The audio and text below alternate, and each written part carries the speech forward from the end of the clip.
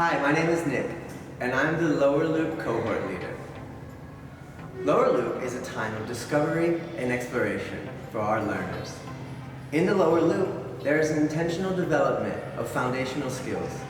Skills such as reading, writing, and mathematical thinking. Identity and engagement is at the core of everything we do. Throughout our cohorts, our learners have a gradual release of independence. They set their own goals, plan their own day, sign up for their own workshops, and track and document their own projects. With a focus on communication and collaboration, the Lower Loop learners develop oral language skills, build vocabulary, share and express their opinions, and creatively engage with one another. Our learners have a strong sense of self and are curious to explore and connect to the world around them.